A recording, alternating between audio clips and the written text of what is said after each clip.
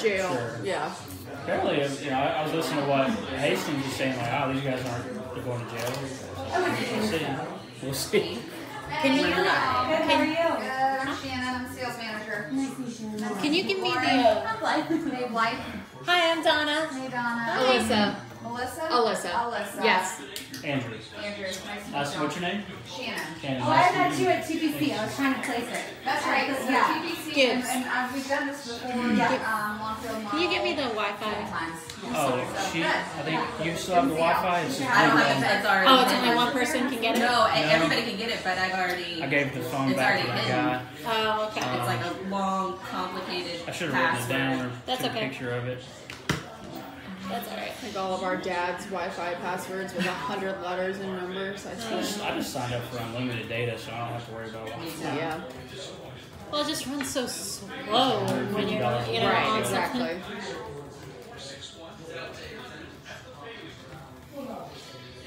So if I'm talking to you and I'm like, wait,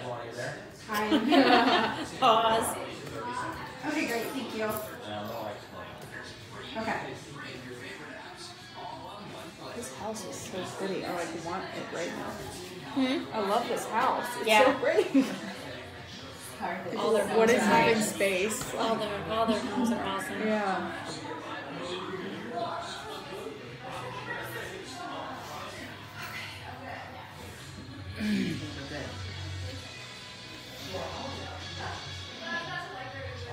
Charges are announced in the FBI's NCAA men's basketball investigation. I'm Lauren Brooks with your Attention Excel's Southeast Orthopedic Specialist local sports update. Today, the U.S. Attorney's Office announced formal charges against 4 NCAA assistant men's basketball coaches after finding they took cash bribes in order to encourage elite basketball players to sign with certain financial advisors and agents. Those assistant coaches are from Arizona, Auburn, Oklahoma State, and USC. The FBI also found that an employee of Adidas funded 6-figure payments to 3 players to ensure that they committed to play for college programs that are affiliated with Adidas. The president of Louisville confirmed that the university is included in the investigation. Tonight, Helmets and Heels built by Dreamfinders Homes is live from the Dreamfinders model in Lexington Park. That's coming up next, and you're invited to come out and hang out with us with food and drinks provided until 9 o'clock.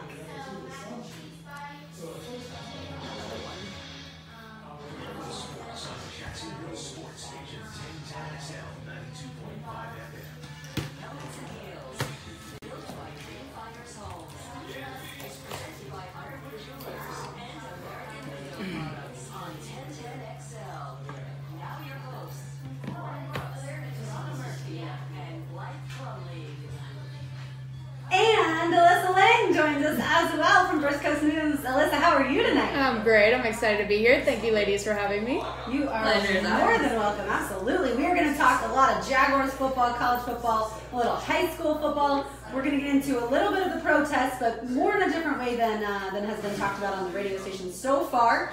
But let's kick things off with a ginormous Jaguars victory, 44-7 in London.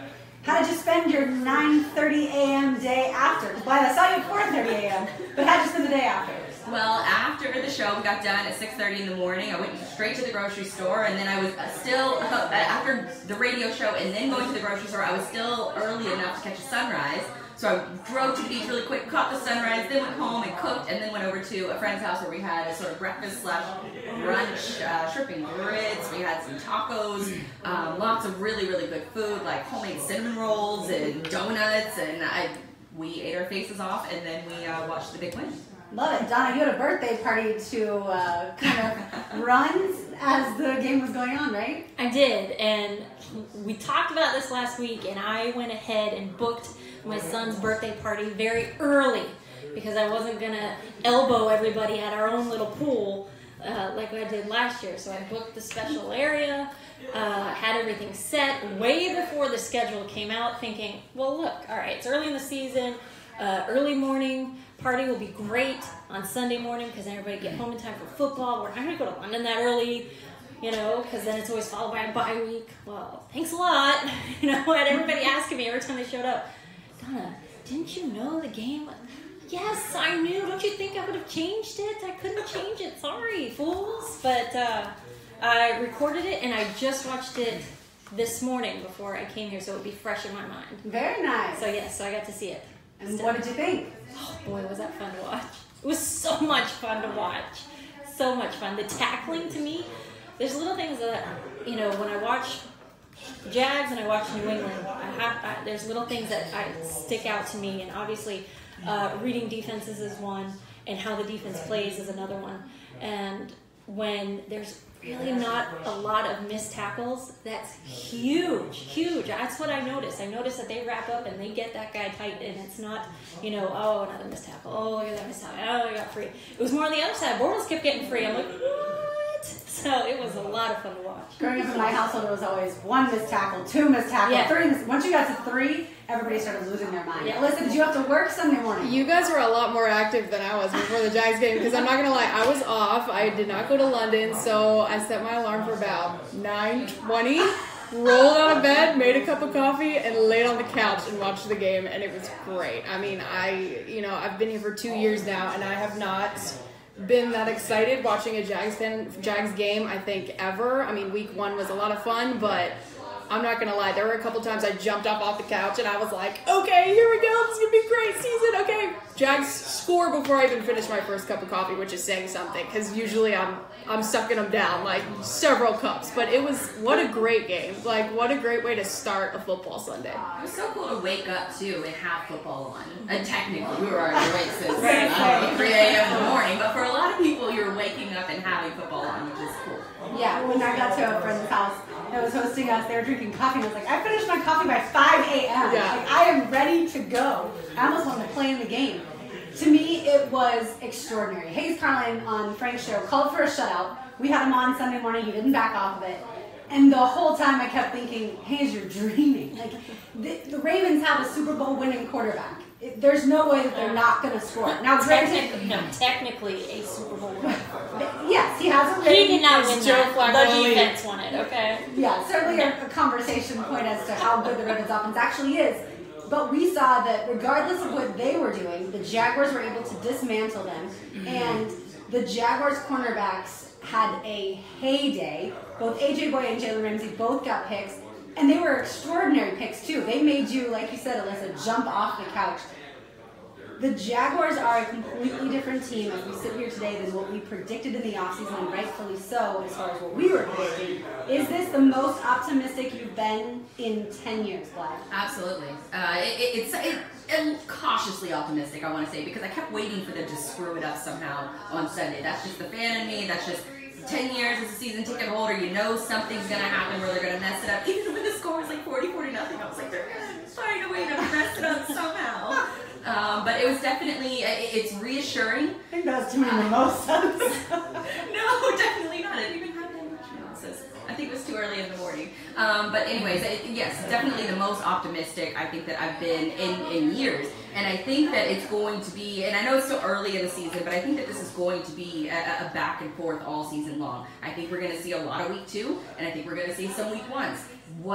The question still remains is, can they compete in the fourth quarter? Can they go toe-to-toe with another team? And that's something that I want to see them do. I want to see Blake win a game. You looking at me? Ready for me? Yeah, I mean, you've been a fan of a team that's been extraordinarily successful. Yes. Can the Jaguars actually be really good? This will be the first time, and I hope not the only time, but the first time that I will actually say that BB5 for me officially stands for Bortles Believer. I am on board. I have never been on board. I have always said he is trash. Put him on the curb with everything else. And when he had the one play where he scrambled and got away from them, you're like, well, this is why Henny is not in, because Henny would have been sacked incessantly over and over and over. And I couldn't believe how smart he was. I saw him audible a couple times. I said, what am I watching? This is the quarterback. This is who you expected, who you wanted, and he would never show up. When he spot the ball and told the ref where he was Yes. at, that's when I was like, ooh, I like confident Blake. Right? I wanted them to replay that over and over again, and I wasn't quick enough to get it on my phone, and I didn't want to stop everybody else from watching, but I loved that moment. Like, he was very confident and aggressive in that and knew that he was right, and they put it back, and then they said, Yep. oh, no, actually, you got the first down. Okay, Yep. Blake, you were right.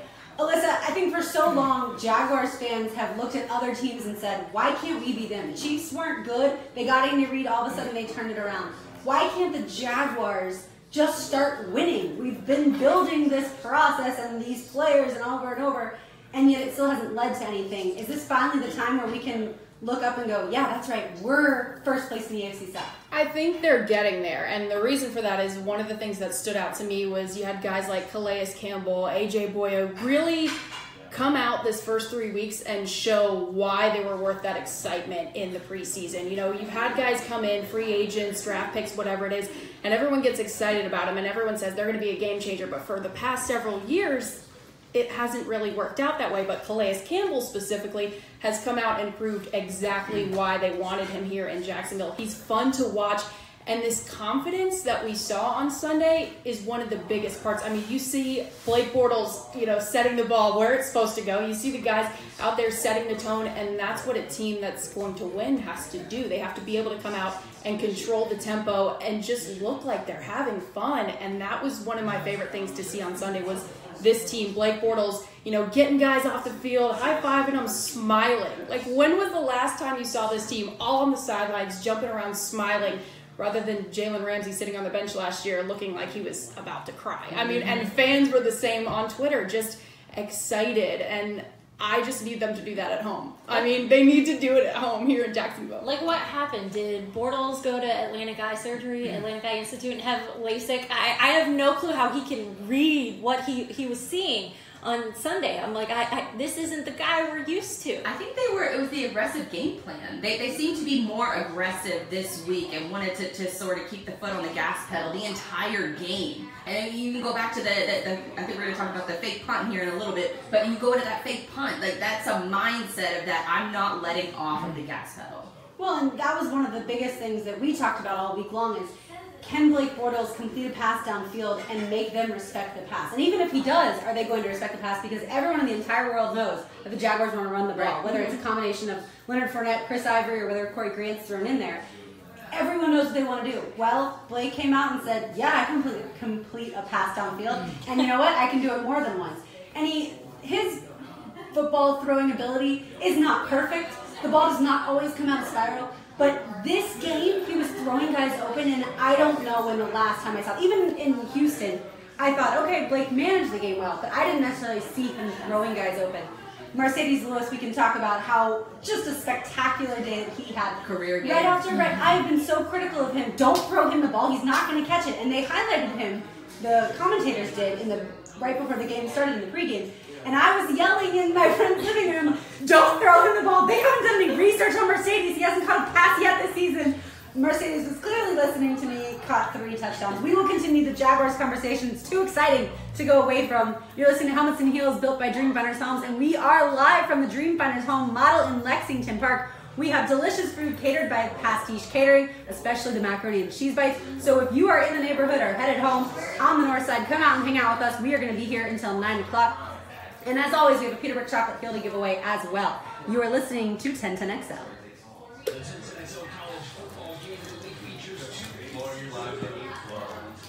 Okay, thanks. I hadn't looked at your text yet. Thank you. Are y'all hungry? I ate before, thank you. But I'll come back and get some more. What? I will come back and get more. Yeah. It was funny because I'm sitting there and I'm like, so if nobody else eats all the steak, There you go. and then I'll probably have to come get some in a second before y'all get us away. Are y'all hot or are y'all good? I'm good. Naturally. I am extraordinarily hot. Really? I'm usually always cold, but I'm usually always cold too. yeah, It's warm. For some, It it's is. warm. Okay, yeah. Maybe it's like on a body I can always tell like It's it's the chair on really my- hot, like my ears get as red as can be. Oh yeah. I'll go get some water. It could be that I'm drinking red wine. Could be. Well, the Chardonnay wasn't cold yet. I can always switch. Don't you worry. She did. Thanks so much. She's a natural. Fits right in. You come sit if you want. You want to join the table? There's nothing like that. Make some friends? Do you want something? I'm good, thank you. Meat? You've been eating? Heard there's mac and cheese bites. Yep. We got a found lot of those. here. Ooh, that Mac was and cheese good. bites, sweet potatoes, something. Stabler's good. Is that- Steak and sauce. I don't know what kind of sauce it is, but it's really good. Looks fantastic. Fancy. I know, it's so fancy. I felt a little rude getting like just one. No. But I wanted more. Yeah. You said So we might have to make Just multiple get one trips. each time. Each I'm break. taking a bathroom. Yeah. Guys. at first they said something about Bonos, and I'm like, that's not Bonos, but it looks pretty good. Welcome in, guys. Let me know if you can hear everything okay. Testing out some new software. Hopefully it's going pretty good. Joke's on you, I can actually tap. Seriously. You can tap? Is that what you said? Donna was a professional dancer. That's awesome. Not, Oh wow. Not like just. I need lessons. See, I think that would have been more fun to tell the kids today than I work in radio. Oh, I'm a professional dancer. What's radio? Yeah. You know, the Mommy, thing your parents mom, don't did know. this professionally. I didn't know Donna was a stripper. They didn't know Oh my what gosh. radio was? 4-year-olds, man. Yeah. This is their radio. This is Already? it.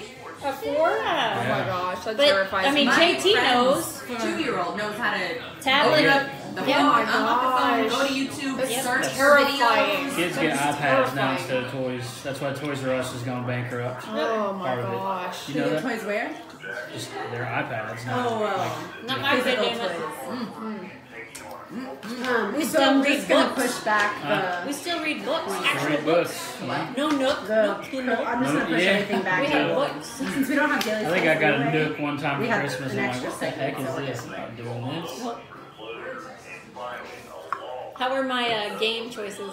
I hate that you put South Carolina on there. The good news is for you, you don't have to make South Carolina and the such a Jets, loud- my two teams. I was like, are you kidding me? I Oh, had to you're pick a Jets against fan? both of them. Are you a Jets fan? How did Yeah. you become a Jets fan? Oh. My parents grew up in New York. I was Oh, born okay. and raised a Jet fan, so it's like I was like, you Does that guys mean you're a try to Yankee pass. No, so half the family's Yankees, but my dad's a Mets fan. So my dad was like, I refuse to let you grow up. But now I'm a Jets and a Mets fan, and Your it's dad would like, get along with Hicken then. yeah, oh yeah, absolutely. That's a better choice, though. It's a rough life. I always told people, like, when I first got here, I was like, I understand your pain. I'm a Jets fan. I get it. Like, I can't say that. I say I remember your pain. yeah, At least, yeah. at least they won a little bit with Yeah. Sanchez, you know. Red I Sox always fans have remember more, the pain. yeah. And of have course, more in respect my for Survivor fans League of last movies. week, I was like, I Yeah. had a strategy. My first choice was whoever's playing the Jets. I was going to pick them. Yep. If I didn't like It's that, filtered I was going to pick whoever It's played smart because I can feel it right. the Browns or then the Bucks. So I picked Miami to win, and then the Jets blow them out. I was like, oh my gosh. That's Cutler funny. was so terrible in that game. Jeez, awful. Did you see the interception he threw in that game? Awful. Oh my gosh. Is that the one you showed me? Yeah. I was like, it's the Jets. Like, how are you doing this? Well, it's like, you know, gosh, on the it play let I'm me talking down about, all he the time. clearly could have ran for the first down. He throws it right to the. The line's Yeah. right in front of them. You're like, you're on the line. You have a first down. No, Throw it I'm just right going to to the throw an guy. interception. Okay, that's smart. Man.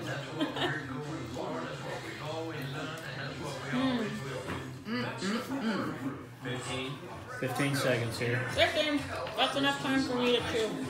Do I have to unheat? Chew it Let's up. try.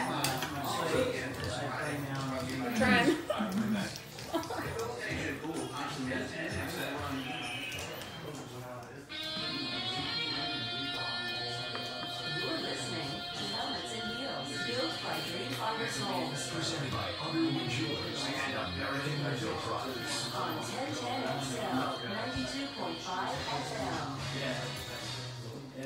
In the break, we found out some very interesting news about our co-host here tonight, Alyssa Lang from First Coast News.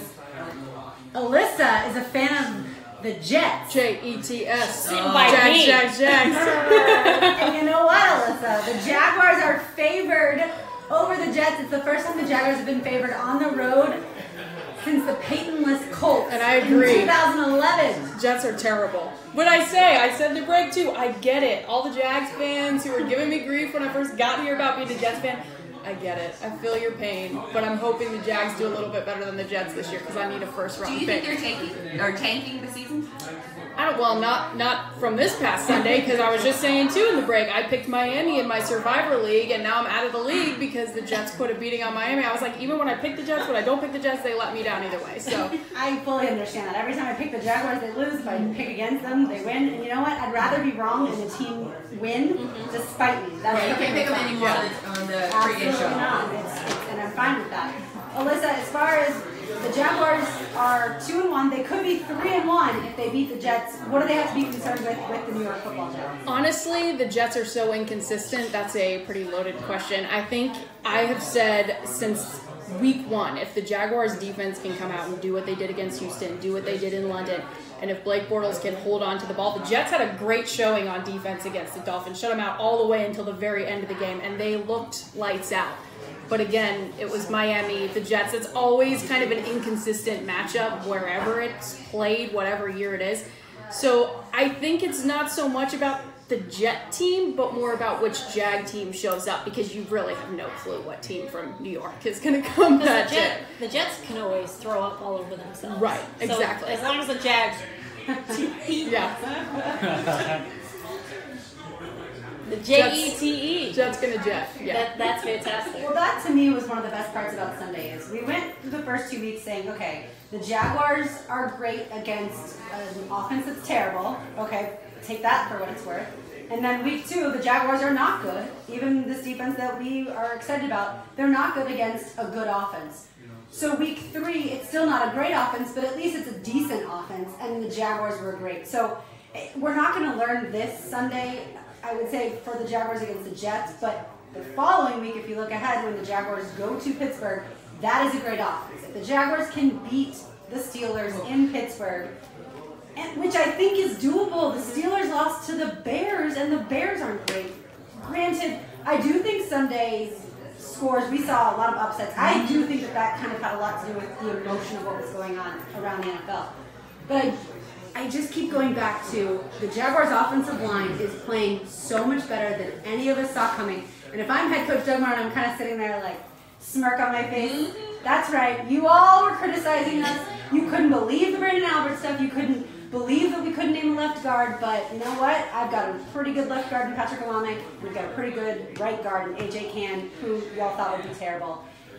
And the Jaguars actually, when the offensive line plays well, I think they can beat a lot of teams. You would hope so. I think it's still really early in the season, so I'm trying not to get my hopes up. But when you look at the schedule, they still have 2 more games against the Colts. They still have 1 more against the Titans, who obviously is going to be a tough matchup later on in the season. Yeah, the Colts stink, but Andrew Luck might be back by that time. I know how you feel about Andrew Luck. I need to bring some stats, and one day we're going to talk about this. He is poo. But I think that they have a real shot at least going 500, which is something crazy we haven't seen in years. So I'm cautiously optimistic. I know it's still early in the season, but like I said earlier in the show, I want to see them go toe-to-toe with someone. I love the blowouts. Don't get me wrong, but I want to see the offense get dinged up a little bit and then come fighting back. If the Jaguars beat the Steelers in Pittsburgh, will you remove the word cautious in front of optimism? I don't Did know. they beat the I'm Jets? so nervous about that game. That's probably the game I'm most nervous about on the schedule is the Steelers. I'm less nervous about it now, but it presents a lot of challenges. And like you were talking about as far as the fourth quarter, I want to see if the Jaguars get down, what happens then. Right. Both games that they've won, they've led the entire game. And a lot of NFL teams don't lead wire to wire in these games. Jacksonville, speaking of leading, Jacksonville was up 37-0 over Baltimore on Sunday. And Doug Martin decided to go for the fake punt. Some people took issue with that. I don't think any Jaguars fans did. Donna, you're from a team that does all sorts of mean and cruel things. What do you think? It's all about just stop us. No matter what we do. I'm sorry it's a trick play and you haven't scored yet, but your whole job is to stop us. If you're a Ravens fan, would you be upset about it? Well, Ravens fans, I would be more upset that they hadn't scored by then. That is the last thing on the list I would be mad. So, yeah, no, it's all about, I am used to the New England team always, we're up by 5 touchdowns? Okay, sorry. Here's a little trick play. It doesn't bother me at all. It's their job to stop you. So I have no issue with it. I was literally in a group chat with a Ravens fan. A bunch of sports anchors all over the country. We've had this group chat for like 2 years. He's a diehard Ravens fan. The text after the fake punt, he said, they better go in there and take their heads off next play. And I was like, no, I love it. It's not even my team. That was so sad. Like, the Jags are not a feared team. And you have to do stuff like that if you want to be feared, if you want to be respected even, because it's like, okay, I got you. When was the last time another team said, okay, Jags, like, all right, I'm going to get you next time? Like, no, it doesn't happen. It's always just, oh, the Jags, whatever. That was great. I loved every second of it. I want to be a bully in the league. That's something that the Jaguars really haven't been in more than a decade. And I didn't mind it at all. Keep your foot on the gas pedal. Go 110% at all times. Because the minute you start getting that mindset that you have to turn it off, that's when you let the other team back into the game. And I know it was still a very large margin of victory, but still, keep doing it. Yeah, and it was still the third quarter, correct? It wasn't the fourth quarter yet. And I love the commentators. He's like, yeah, but come on, it's 37-0. He goes, well, what do you expect them to do the whole fourth quarter? You know, just run it? Of course they're going to try to score again. That is what you do in football. And it makes sense to me. As Doug Marone said after the game, it was in the game plan. You do what's in the game plan. It doesn't matter how large the margin of victory is. The only thing I did question about it, not emotionally, but wondering, why did you necessarily put that on tape? I know they did it in the preseason, but why did you put that on tape in a game where you didn't necessarily need it or need it at all? But at the same time, NFL coaches, special teams coordinators are smart enough to figure out what's about to go on. So I don't think they ruined it. Or you can draw up on the other side, or you have somebody in a different position. So now you can tweak it, and people will think that's what you're doing, but you're not doing that. Yeah, absolutely. One player that I was also critical of in the preseason, Jason Myers, the kicker, is 6 out of 7. Do you believe in him at this point? You hope so. As long as it keeps kicking him through. I mean, that's his only job. As long as you keep doing your job, I'm all right with it. Blythe refuses to say yes. No, I'm trying to find wood right now. I was like, no. Unfortunately, we are at some sort of lovely metal It's a very nice team. Yeah, it's so far more modern than a wooden table. But there's Wait, I got a chair stool. You got the floor. You got the floor too. What about Jason Myers, Donna?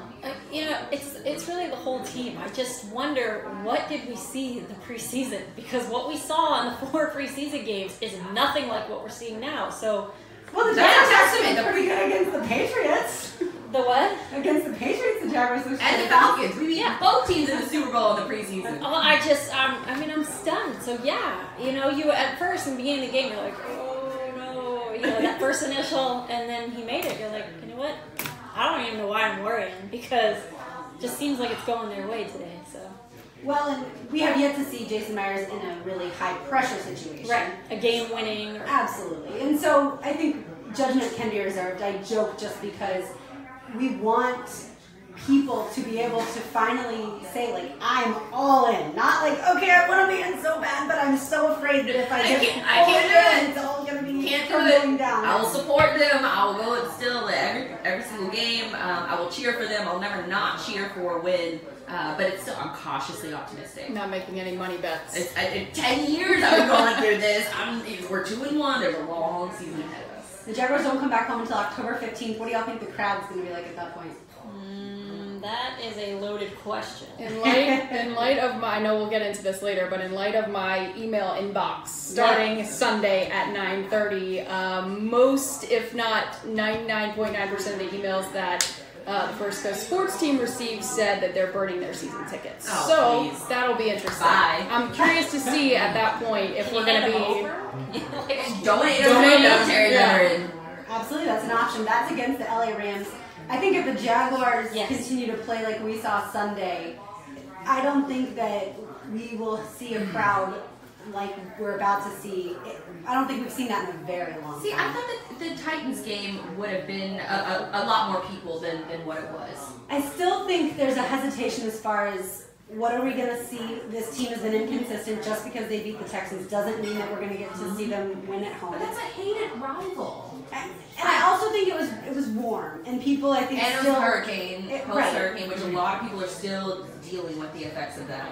Yeah, and so to me, while I was surprised that there weren't more people there, I also understood that there are a lot of other factors going into it. And like you said, Blythe, you knew some people that got rid of their season tickets, so there is probably a chunk of those people who used to have season tickets and said, you know what, until they have a winning record, I'm not again buying a season ticket. Significant portion of my tailgate family, as I call them, half of them did not get season tickets. But they did get tickets to the game, to the Titans game. Sure, but I'm assuming that that's not everyone. I know I saw some tweets from people at the game that I knew wearing Bortles jerseys, and they were clearly unhappy with the team's performance and specifically Blake's performance. And that's the other thing. Can Blake Bortles, if he has a turnover, can he bounce back from that in a game? That's also something we have yet to see. Against the Titans, it did not go well. We didn't see any turnovers. Week 1, we didn't see any turnovers this past Sunday. But he did bounce back from that game. He did. So, and it really was just a bad half of football. The first half, it was still 6-3 at halftime. So I don't know. So confusing. Well, to me, I think everybody on the team feeds off of the defense. And the defense kind of let it slip away against the Titans. And therefore, I think at that point, everybody starts to feel this enormous amount of pressure. I also wonder if Blake Bortles feels extra pressure when playing at Everbank Field. This is a crowd that has booed him in the past, and the moment something goes wrong, in my opinion, he's getting to the point where he can't handle that, and he almost plays better on the road for that reason. But then he's playing against opposing fan bases, and I'm sure they're probably booing him too. You got to be able to block it out. You're a professional athlete. Yeah, don't make me not a Bortles believer. I turned into one today. I don't want to. Don't make me say he needs to grow up and mature and take the booze and handle it. It's crap. Do you think that getting benched has helped his play? I don't think so. I don't think I see too much of a different Blake than I did in the preseason during week 1. I mean, you mentioned that play, and I said the exact same thing where you saw Blake turn around, scramble, get, 10 yards, and you're like, well, Henny couldn't do that. That's why Blake won the job. I think maybe he's got a little bit more confidence as far as the team, as far as the locker room, but I think it's the same old Blake Bortles, and I'm going to believe that until he proves me otherwise. The no turnovers helps because I'm a firm believer that if Blake Bortles does not turn the ball over, the Jags will be fine. The Jags will win games, let the defense do what they need to do. That being said, I think that if he can go out and do the same thing, hang on to the ball, don't force it, because we've seen that from him before, and that was one thing that I was happy that we didn't see too much in London was him just trying to air it out to nobody. If he can do that against New York, if he can do that at Pittsburgh, and they come home with wins, that stadium, I can't get in there soon enough. I mean, honestly, I would be, as a did not grow up a Jags fan, I would be excited to be at that game. I mean, I think it has Hackett written all over it. This is all game plan. They knew what he can't do, and they're trying to make it work for him. And getting Fournette obviously was that key. Look, we have this guy. Just give the ball to him. If you don't see anything, just hand it off. Throw a little dump pass. Just make it simple. Clearly, that's what he needs. And I feel like they did pass a lot more than what I was expecting them to. I expected them to just run it. But he actually connected. Success, yeah. Then I think Nathaniel Hackett said, okay, well, you know what? We're going to continue to do what people thought that we couldn't do. And the more that they can put that type of stuff on film, the more, in my opinion, defenses are going to have to respect the Jaguars' passing offense. I never honestly dreamed, after the 5 interception practice, never dreamed that we'd be sitting here saying, yeah, he threw 4 touchdowns and no interceptions. I thought if he throws 4 touchdowns, you would also have maybe 3 interceptions to go with it, and it was just a game where he threw it all over the yard. So while we're allowed to reserve judgment in certain areas, and Blake Bortles being one of them, I think we're allowed to get really excited about this Jaguars defense. Blythe, I know your favorite player, has balled out even while on a bum ankle in Jalen Ramsey. So the best is yet to come, I think, for him. And teams are really showing that they're not even going to target. He's getting better. He does. And better. He's to the point where I even saw some people tweeting out about how the Cowboys may have chosen the wrong player. They maybe should have gone with Jalen Ramsey instead of Ezekiel Elliott. I don't know that we can say that quite yet because that's what the Cowboys needed, but as far as the amount of people that are now impressed with Jalen Ramsey, he has made waves and he's only in his not just his skill, it's his swagger. That is the confidence that you're not going to stop me. You can try, but I'm going to get in your face, and I'm going to be loud about my skill. And that's what I love about him. I think it's infectious. That interception was just Oh, killer. crazy. But then I loved how he celebrated it. He sought out someone with his jersey in the crowd. Here you go. I don't know that I could have done that fast, by the way.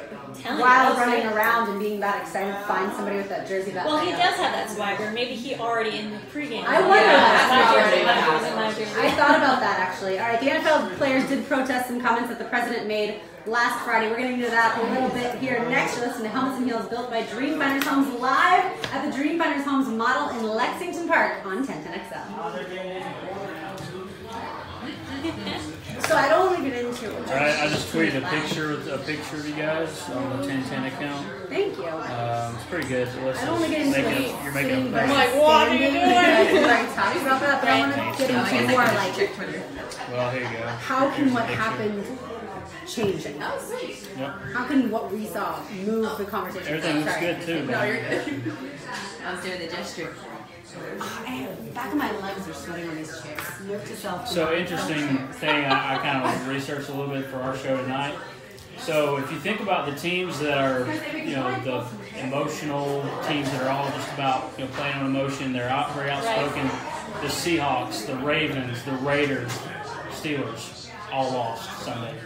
All of them lost. The emotional team? It's so crazy. Now, you look at the teams that are always buttoned up, head down, all about business, Patriots, Right. Packers, Titans, Chiefs, Jags, for the most part, all those teams are winning. Now, does that have any correlation? I don't know, but it's interesting to think about. Like, the whole Raiders offensive line sat down, like they made this whole stadium, they got blown out. Now, I don't know how much of that has to do with it, I but stand the players were distracted. yeah. Body trust. Also, yeah, I agree. But also, it's like, to me, Brady and Rodgers are so far ahead of like everybody else. It's insane. Like both should have lost Sunday. Rodgers. But they willed it to a win. Listen to this. Rodgers at 21-7 at halftime. Watched the entire game. He had a pick six. He got sacked 6 times. He didn't have his left tackle. Didn't have his right tackle. And just so many different things. Best defensive tackle out. They had a rookie on A.J. Green. They won.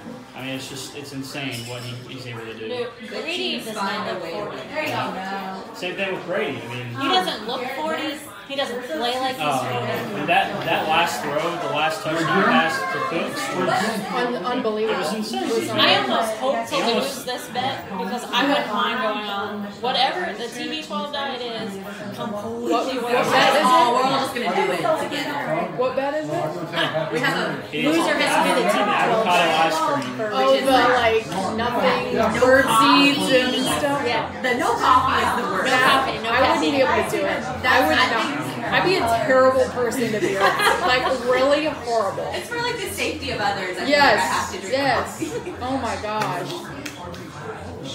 But you can have ice cream as long as it's avocado. Ice cream. Ugh. No It's thanks. like I'm flexing my triceps. Yeah. I'm not. There you go. However, I'm not flexing my triceps. There you go. Get some. Well, I prefer to Do be I have flexing it. Do I have my bitchy face going? Flex on the eggs. I usually No, you have a smile. But it's kind of an awkward to the side. That is smile. I'm really a bitch. Blythe and I always get that. We always get it, right? The resting face. My GM at First Coast is always like, if you could smile more, that'd be great. Is that right? Like we are. We're very happy people. Even Just very intense. Yeah. debates and then we'll as soon as it hits commercials. So Tyler just texted me that he has a cut from Shad Khan. Okay. Talking about the Anthem. Yeah, it's 54 seconds. It's Sports Illustrated. Anthem Protests and President Trump's He comments. was So shadowing him, I think. I'll set up the story and then call for his comments, and then we can all. Okay. How about that whole rumor about Jerry Jones saying if any of our players kneel, they're fired? That was fake, obviously, because he knelt too. But No, he did they not. from a year ago. Was He it made from? that comment. Did he make that? Yeah. Not. The James Harrison one was fake. I think that really smartly they did it. James obviously. Harrison reportedly said, They "I'll knelt. take anybody's legs out that kneel," and then he came out and said, "No, that's just fake news." And then everyone on Twitter tweeted a photo like it was happening during. No one like specified that Exactly. it was before. And I Before was the like, national. come on. And that was smart. I mean, Yeah. obviously they're not dumb. They know what they're doing. So The booze still rained out though, even though it was before. It was crazy. Yeah, but part of that is so many people hate the Cowboys, Right. especially if it's on the road too. I mean, you're going to get the booze no matter where it is, because especially too. I mean, the Cowboys fans travel just like the Steelers fans do. Right. They're all over the place. Cowboys. If the Cowboys play in Atlanta this year, I'm not going to be there, but I'm going to New Falcons. You were out there already. Oh, it was awesome. I can't wait. Oh, I'm it was going awesome. Sunday to New Falcons Oh, Stadium. nice. I can't wait. It's Do you have to playing- There's Monday? like cars hanging. yeah, but I'll drive back Sunday night probably. But yeah, What it's, time is that game? Oh, One? it's, Mercedes, but there's like Mercedes like on the wall, Oh, yeah. like full cars. It's crazy. playing, It's crazy. playing the Bills. Something that's so weird, and You should beat them. it will never be the same. The Falcons' new stadium, obviously Mercedes-Benz Stadium. Their biggest rival, the Saints, is the Mercedes-Benz Superdome. Right. Like, could you imagine the Titans playing at Everbank Field? Right. Tennessee. Everbank Stadium. Dome. Exactly. It's odd. I mean, I know it's a corporate sponsor and it's not You're right. anything to do, but I didn't it's even just think of weird. that. It's weird though. Yeah, I wouldn't like to hear another Gillette Field. Yeah. Oh man. That's just Gillette Stadium. That's it. But most of those are like obviously, based on the city or whatever. At least some of them are, but it's just still weird. Saints are People terrible. add you though. to stupid Facebook groups. Your stupid chef pantry party for Blue LaRue. I don't want to go. You coming back? Yeah. Built by Dreamfinders Homes. Presented by Underwood Jewelers and American Window Products. Now on 1010XL, 92.5 FM. This past Friday, President Trump made divisive comments about NFL players who have chosen not to stand for the national anthem, and then in turn, far more NFL players knelt for the anthem this past Sunday. Originally, Colin Kaepernick knelt for the anthem in protest of police brutality, which outraged a lot of people who felt he was disrespecting our country. On Sunday in London, we saw Jaguars owner Shad Khan linked in arms with Jaguars players, and here is Shad Khan to address Trump's comments. I supported Trump for the election, and then I was obviously really disappointed how things turned out. But yesterday, after all the tweets and some of the stuff from the president, it really kind of crosses the line on player safety and some of the other bizarre things. So their message was, we want to do something at this game. Players who want to, express themselves by kneeling. That's cool. But they kneel, holding hands. Okay, and there's nothing wrong with that. That's okay. God bless them. But you're standing together as a team, and we want, obviously, that one to be there as a coach too, and all the other coaches.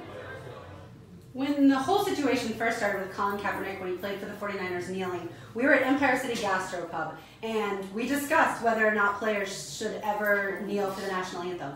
All of us vehemently were against the kneeling at that point in time, and that was well before Colin Kaepernick really made it known as to what he was doing, and then since then he has gone about and donated $1 million to the cause of raising awareness about police brutality against African Americans, specifically young African American males.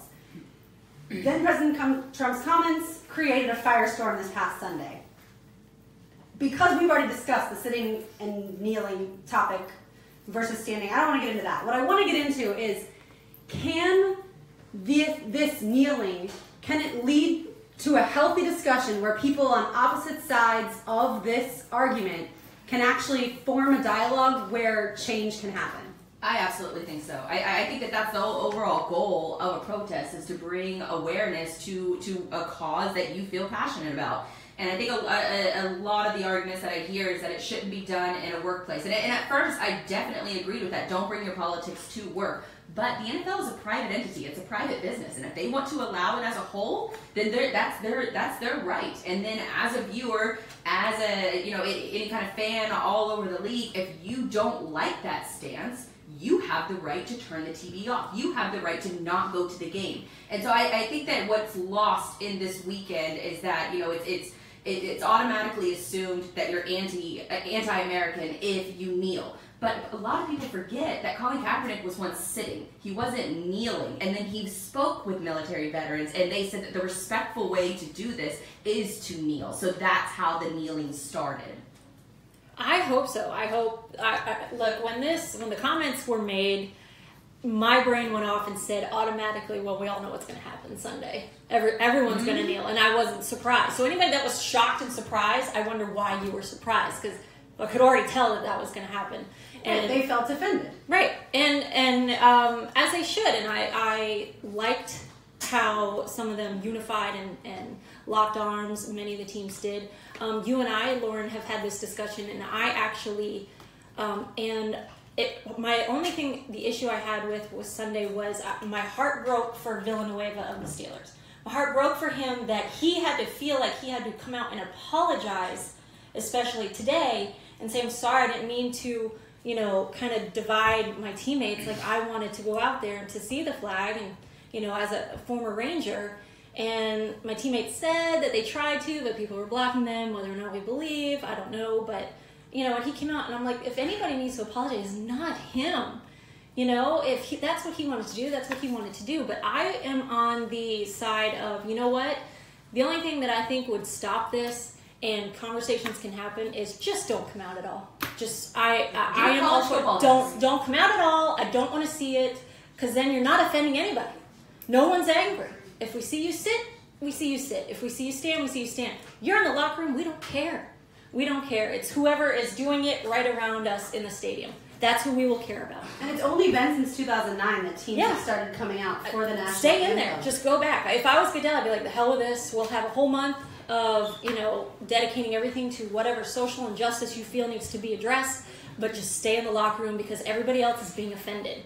Because we want to address what you want to address, you're going to offend all the other people. So you can't do both things. You can't, we'll have a whole month for this, but while you kneel the whole month, you're going to piss off all these people. So we don't want to do this. So you know what? Have this month and nobody come out. That's all that has to happen. Alyssa Ling from First Coast News joining us for the first time on Helmets and Heels built by Dream Fund Homes. Alyssa, what say you? I'm of the opinion that, now we've had this weekend of seeing all these players kind of be left with no choice other than to stand up for themselves and unite and do this. But now if we move on from that to something more constructive, turning the game off is not going to do anything. Not watching, burning your season tickets, not going to do anything. Kneeling for the rest of the season isn't going to do anything. I would like to see exactly what they said the Cowboys and the Cardinals did last night. The two teams reach out to each other and say, how do you want to do this? Reach out to each other and say, what can we do in our communities to kind of coordinate just an effort to try to change something? Because at the end of the day, kneeling gets everyone's attention. It gets your point across, but it doesn't fix anything. And the only way that stuff like this doesn't turn into, something else down the road is doing more listening and less arguing with each other. And what better way to do that than with a football locker room, guys that come from all different places, walks of life, all different shapes, sizes, colors, but they are able to come together and do something every Sunday that a whole community follows. So why can't they do that off the football field? I would love to see a player step up, and I know a lot of our players here in Jacksonville do a lot of community work. You see Calais Campbell doing stuff already. Malik Jackson's very involved with the community. Telvin Smith.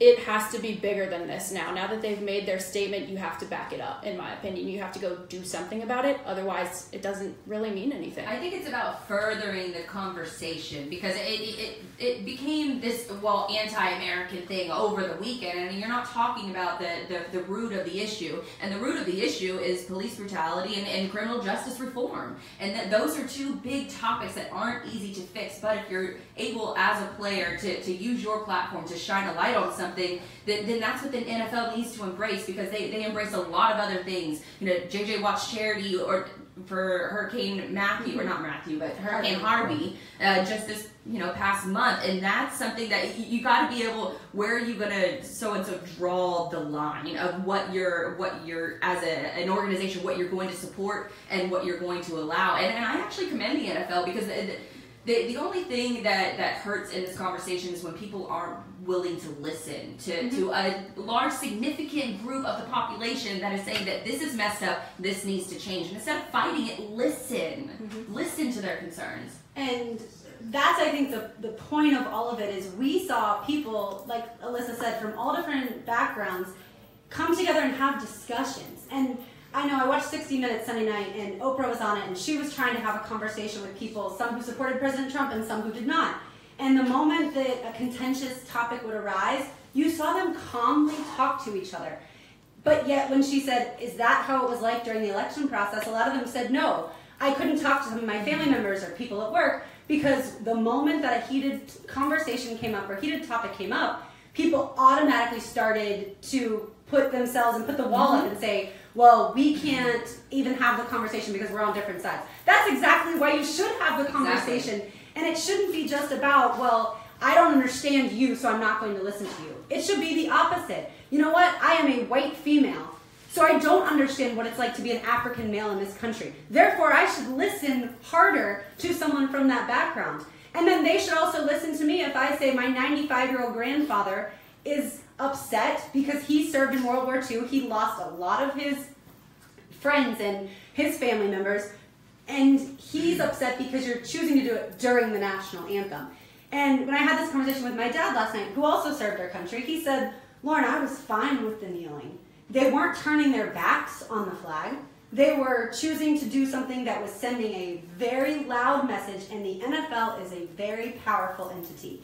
But through all of that, how does it create change? I think the NFL owners, especially the ones who all issued statements on Sunday, I think that's where they need to start with their players and do different types of community service, and also potentially make large donations in order to help these groups of people get to where that's no longer an issue, where inequality is no longer an issue. I mean, I think it's more of, we're in a new era.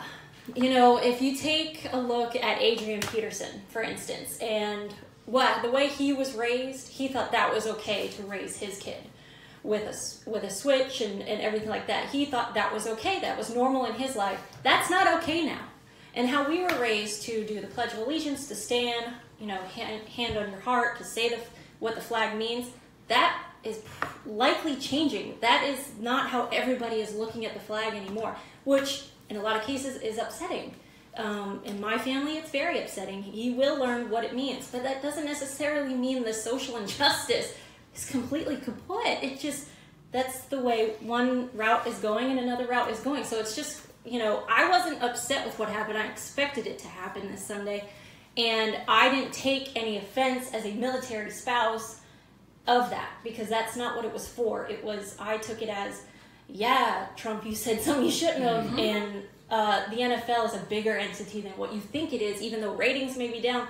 Everyone turns to sports when politics pop up, whenever it is, everyone turns to sports to relax and forget about all that, and you just made a mistake. So that's what to me, that's how I took it. I didn't take any offense at all. It felt more anti-Trump than anything. It felt like it was in response to him calling them SOBs. He painted a large demographic of the league with a broad brush, and anytime you do that, you get in trouble. Right. And I was very proud of Dale Earnhardt Jr. for coming out as well, because I know what Richard Petty said, and NASCAR is very Southern. Mm-hmm. And so I wasn't surprised with Petty saying, I will fire you the second I see it. But Dale Earnhardt Jr., who is NASCAR, came out and look, that's not how it should be. You know, you have the right to do that if you want. And I was very impressed and proud that he spoke up for NASCAR. Something I'll say too that kind of stuck out to me this weekend, I hope that fans have kind of found it's almost like a social voice through football now. I feel like everyone's a little more comfortable maybe saying their opinion. I just find it so crazy that, you know, and not to take away from this cause at all, but other things that happen in the NFL don't get even near this much attention, such as the issue with domestic violence. Why do fans still support these players that are out here getting away with committing crimes? And it's like they're still revered. So I hope that this conversation turns into other conversations, which turns into holding your locker rooms accountable and every way of life, you know, whether it's African-American people you don't agree with, women, whatever it is, just be a good person. And I think the NFL is such a way to speak to young generations, old generations, and change people's minds, almost make people a little bit more accepting. And there's so many other areas that we need to work on. It's all about getting better. And I know a lot of people think, well, if you don't like America, just get out. Well, America has always tried to be a country that gets better. And if you can find little ways in your own life to get better, then that's what you should absolutely do. And if you can help your fellow community and your people that are closest to you get better, then that's what you should be doing. Yeah, it's all about opening your eyes and opening your ears and not just saying, well, you voted one way, I voted the other way, we cannot have this conversation. Hopefully that's behind us. We have a president in office for the next 4 years. Regardless of how you voted, it is time to figure out what's the best way to carry the conversation over, and hopefully at the end of the day, all NFL players end up standing, because hopefully the inequality has changed because of all of this conversation. I will say real quick before we go to break that if you wanted to learn more about these particular issues, there's 2 documentaries that I've watched within the past year that are incredibly eye-opening, and it's a PBS documentary called Policing the Police and Netflix's 13th. Those 2 documentaries will open your eyes as to the exact cause of what these players are protesting. I like it. Good information. When we come back, we're going to switch it up to the FBI's investigation into NCAA men's basketball. Surprise! Recruiting scandals.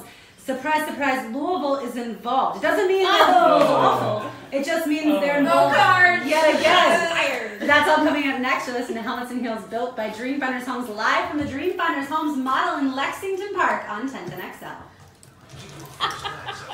Shots fired! It's hard to defend this. How we do? It got very quiet. Yeah. I was glad you couldn't see, because literally everyone came out and just stopped and was listening. I was like, all right. Oh my god. Here we go. Serious topic, uh-oh. I know. It was like, they were like, wake me up when they get to the protest. Next, it's going to be what you should wear on game day. I know it's a very serious topic. Blythe said something, though. It's about getting better. I know what you're talking about. That's a Gus phrase. Gus phrase. What? Not about getting better. What did he always say? You always got to trust the process? Yeah. Trust the process. You don't trust the process and discipline. I do see a lot of, wait, he's with the Rams? Chargers. Yeah. So he is coming back to town. So what do? You boo Gus Bradley or Yes. Yeah. Didn't we? And you know what they do?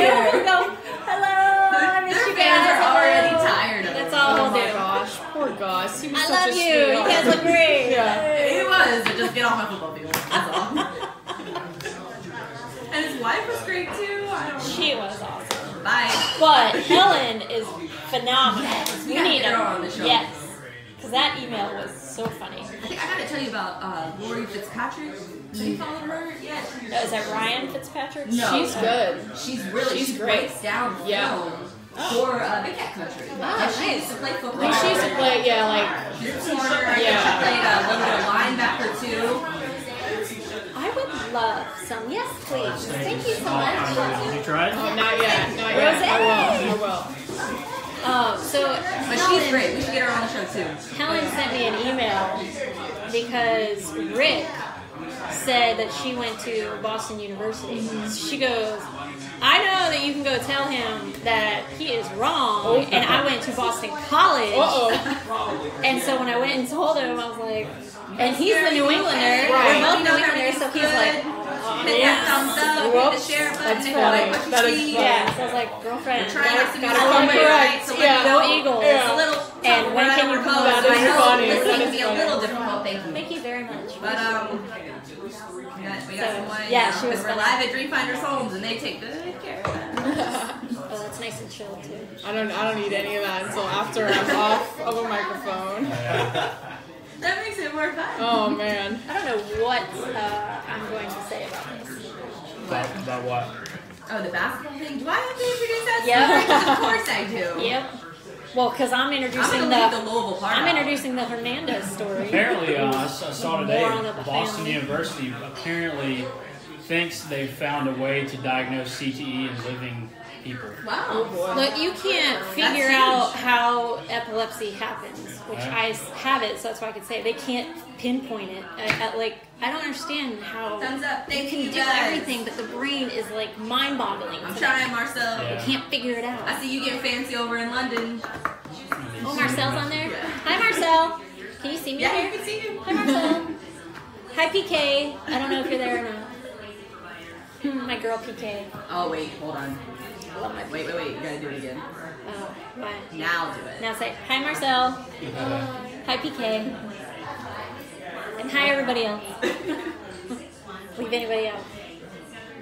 This software is pretty legit, so shout out to Switchers Studios. How are you streaming that? What's it? It's live to Facebook. Oh, okay. And so I'm gonna switch this really quick, so Yeah. bear with me, guys. But I have a whole like control setup here. So you can see, like I can switch different views, like this one. You can go solo, you can do a B, you can do, like you can add people's names to it. So hopefully, like next week, I'm pretty pumped about it. Oh, I gotta take that off though. But I just started trying it on Swing Day. Really cool. No matter who it is. Because we've always had we've had a live stream going. Yes, but it's just to get everybody in the same. Yeah, exactly. I'm sure it was. That's a cool way Did to you do guys it. sleep there? Just found out about them. Yeah. It's tough at 7 p.m. Ah, right. But phenomenal. In the car. Yeah. What is that? No matter who it is, because you know sometimes It is you'll rosé. watch a news station and like somebody else will It just like, looks all four of you guys. pink. Love it, yes. Yeah. It's good, right? Mm-hmm. I need a drink after that discussion. If y'all are wine fans, There's Mellow Mushroom, I think Thursday it went night, well. dollar wine. It's like so much wine. Oh, I know. So much wine. Is it good? It's not dollar wine for men anymore, just ladies. Sorry. Was it just? It used to be for everyone, and then I think our little crew would go on Thursday and drink them out of wine. So then they changed it to just ladies. We were like, When I lived on Southside, I went a yeah, lot. yeah. Way too much. My cousin still goes. Alright, so you're bringing it back. I had to get a laugh before to break, so I had to at least mention the usual. I know, I noticed on the rundown we ain't gonna talk anything about the Gators getting. Well, Hernandez. I guess I go. It's more me saying, What is it, why not the Gators are at fault? Why are you saying the Ben Patriots? suspended with the charges 4 that were coming felonies, 3rd-degree felonies. out. One player has Rundown. One player has 30 players. What are they going to do with tequila? Presented by Underwood Jewelers and American Window Products. On 1010 XL, 92.5 FM.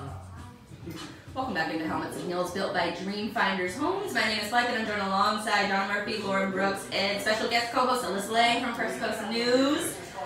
So we had a little bit of breaking news today, unfortunately, and you can hear the tone of my voice change because NCAA basketball coaches, there are among 10 charged today with fraud and corruption. 4 assistant basketball coaches from Arizona, Auburn, Oklahoma State, and Southern California were among those arrested on federal corruption charges today after they were caught taking thousands of dollars in bribes to steer NBA destined college stars towards certain spots, agents, and financial advisors.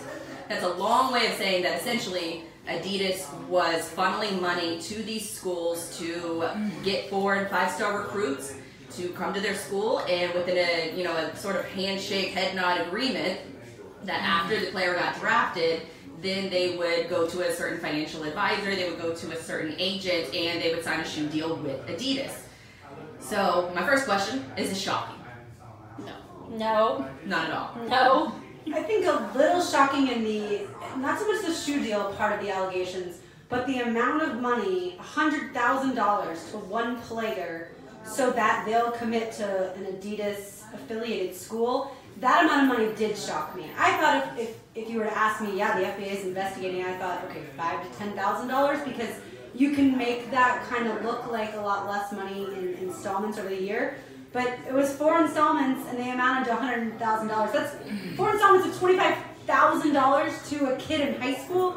When you look through bank accounts, that to me does seem so incredibly egregious. Almost. Absolutely. And dumb?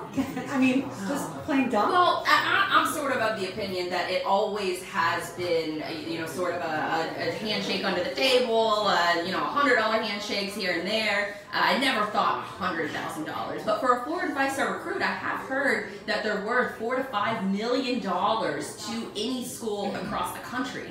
So $100,000 compared to $5 million that potential athlete could bring in does sort of seem like chump change. I mean, it doesn't seem like chump change to me. $100,000 is a lot of money. But I think in the grand scheme of things, when you think about the NCAA and all of the corruption that goes on within the NCAA, it seems a little hypocritical to see these athletes, once they hit 18, to be able to have the right to earn a living, and then they're not allowed to actually go out and make money off of their labor. I have a big problem with that, but I understand rules are rules. You can't break the rules, but I think that this kind of rule breaking goes across all college sports. Well, the reason it was so shocking is because, the NCAA investigates stuff all the time. We just saw the NCAA investigating North Carolina for creating fake classes that students would allegedly attend, and then get great grades. And then they get punished. But this is the first time that the FBI has actually been involved in something That's serious. like this. Yeah. Like, the only thing that surprised me was two things. LeVar Ball missed out, apparently, on that one. So he's a moron. Thought about him, too. Right? I am a hater. And I will always be a hater. And, but too seriously, I mean, this is finally a story for the NCAA that didn't involve strippers. So I was like, all right, whatever. Doesn't matter. Boring, right? It was boring. Oh, surprise, surprise. So not good. It was funny to me when I woke up. The first thing, like you said, Blythe, surprised me, just the money amount. And then I thought about it, and I was like, okay, this shouldn't be shocking to anyone at all who follows recruiting into college athletics. And I mentioned this in one of the breaks. I wrote down the title of the book because I knew I'd forget it. It's called Illegal Procedure. It was written in 2013, so several years ago. I probably have read it 3 times since then. It's a former NFL agent, and he wrote basically all the dirty details of recruiting through college. And what's funny to me, not funny, but what makes sense to me is the more these players are paid, the more I think you're going to see it trickle down. And when I say that, I mean these guys, when I say these guys, agents are paying these college players, and multiple agents are paying one player. They might not know that, but if you've got this great, fantastic player that's going to go number 1 overall, he's probably got 4 or 5 agents. Oh, my mom needs some money. Oh, my car broke down. They're giving him money orders, whatever it is. Well, the more agents that are doing that, the more money they're going to make, the more money that particular player's getting. So these numbers aren't shocking to me at all. It's like the hot girl who goes on a date with Joey and he pays for dinner, and then the next night she goes on a date with Matt and he pays for dinner, and then the next night she goes on a date with Patrick and he pays for dinner, and then finally she sleeps with Angelo after he pays for dinner, and oh, by the way, then she ends up committing to Angelo because he bought the lobster. And then all the other guys talk and realize, oh my gosh. Not gonna lie. Right, and then those guys get together and they're like, dang it, but... we lost out. Right. And then there's Tyler and Andrew who are like, man, what'd we do? I did hear, though, that there was a former agent that was on one of the shows I was listening to earlier, and he said that basically he will work for free for a potential recruit or a college athlete, because with the sort of the understanding that he's going to sign with him afterwards, after he gets drafted, and then he'll make up that, the agent will make up all of that money on the marketing side of things. And I understand that these players are worth a lot of money, but the whole point of the NCAA is to say that you're not a professional until you complete a certain amount of college. That's how it's set up. It's ridiculous. And maybe in basketball, what this is shining a light on is we need to go back to the ways of the Kobe Bryants and the LeBron Jameses, being able to graduate from high school, and if they're good enough, if they're big enough, then they can go straight to be a professional. In college football, the reason it's set up like that is to protect the players, because they aren't big enough and they aren't strong enough at that point at 18 years old. Some are. Very few, right. Very few are. Not enough to change the entire landscape of college football. But in college basketball, there are a lot of guys who are doing the one-and-dones.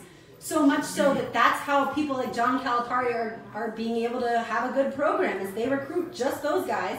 At a place like Kentucky, they have the brand name for it, or Rick Pitino at Louisville, and then these guys are able to go and become professionals immediately. And I think a lot of us thought, well, because they only have to wait a year, they're not doing a lot of the illegal things, or at least anti-NCAA violations. They're doing the right things because it is a much shorter period of waiting while these college football players in high school. It starts in high school. See, that'll be one thing that would surprise me, is if all of a sudden the FBI goes, oh, well, there's stuff going on in high school. Like, obviously this is for recruiting for college, but when we see this around here in Jacksonville especially, and I remember it with Del Rio, his son was at a different school every year. So how is that happening? How are you recruiting that certain quarterback every year? It's funny you say that because the FBI actually made a statement that said we now have the blueprint. So they're going to use this quote-unquote blueprint to try to find more schools in more sports. See, watch out. If your school is implicated in something like this, and Louisville is, they haven't been formally charged yet. I do have to put that out there. They haven't yet. But would you stop being a fan of that school if they were caught in acts like this? Not for something like that. Not for something like this. The only thing, we talked about this a couple of years ago, or a couple of weeks ago, I would be embarrassed and would not be a fan anymore of Penn State. That's the only school. So far, that's the only one I would Even be. now, Nope. even after? Done. I would rip that sticker off with everything off. None. My cousin, who's coming into town this weekend, graduated from Penn State, so it'll be interesting to talk to her about what it's been like. She lives in State College, Pennsylvania. But going back to your question, Blythe, your school is always going to have issues. No school is going to survive all of college athletics without stuff going on. I certainly did not put in the rundown, but we can talk about it. There are 9 Florida Gator players who are suspended right now. They've been suspended since the beginning of the season, and they are most likely facing third-degree felony charges. The long story short, they stole credit card information. They bought stuff with the credit card, transferring money into their bank account, and they bought stuff with those credit cards. And they were credit cards from all over the country. I'm never going to not be a Florida fan. That's where I spent 4 years of my life. I'll always be a Florida fan. I grew up that way. However, I can certainly say that I'm not proud of the stupidity of these players. They are teenagers. I understand that. You know what? I was a teenager too. I didn't steal anybody's credit card information, and I lived off a whole lot less money probably in my 4 years than some of these guys do because they're getting free dorms and free tuition. I almost wonder though if that credit card situation is tied to the fact that they don't get paid, and that a lot of these guys, they're going to different schools and they're told you have to take an art history degree. You can't take, or you can't go after the degree that you actually want to because you have to play a sport. I was going to bring that up next. I think so much of this gets squashed is if you pay the players, and I used to be so against that. I was in college like, I'm working my butt off. I don't get in for free. I'm going to have all the student loans. You're here for free, all your books, everything. But I went to South Carolina during probably the best 4 years of Carolina football, which really isn't saying our first 11-win season. Like, that's not saying much. But it was a great 4 years. So being on campus with guys like Jadeveon Clowney, Connor Shaw, Marcus Lattimore, you get to know these guys. You know, Jadeveon Clowney sat next to me in my freshman English class. Getting to know them, having these conversations with them. I remember a particular player saying to me, well, how do you put gas in your car? I was like, well, I work. I have a job. He's like, okay, if you want to go out for a meal, if you want to go buy some new clothes, how do you do it? Well, I work. I have a job. Okay, well, we're not allowed to have jobs, or we don't have time for jobs playing Division I football. And it made me really think about it and say, well, even if they wanted to go work part-time at the bookstore, they can't most times. So how do you do that if your family can't give you that extra money? I worked all summer throughout college to save up money so that I'd have it in college so I wouldn't have to say, hey, Dad, can you send me some money? Like, I'm running low for groceries, whatever it was. Those guys, a lot of them didn't have that option. So what do you do? And I feel like for some of these guys, an 18-year-old kid, it's like, oh, credit card, whatever. I'll be fine. I'm invincible. Nothing will happen. It feeds that a little bit more. Give them a stipend, something. It eliminates, I think, the wonder factor of it so much more too. And if an agent or if somebody's approaching you saying, hey man, let's go do this, like, no, I got some money saved up, I'm fine. I don't think there's anything wrong with paying. So are they not allowed to work? At one point, a player in particular told me we're not allowed to have jobs. Later, a player said, well, even if I wanted one, there's no time. They got up at, 5:30 in the morning, they're lifting for 2 hours, then they're going to class. And I don't know how it is at other schools, but at South Carolina, they had somebody outside of every class where there was an athlete in class checking them off. And if you were 5 to 10 minutes late, you would get docked or there would be consequences for you. You had to stay the entire period. And every class I had an athlete, whether it was a swimmer, a cross country runner, football player, there was somebody outside checking off their attendance.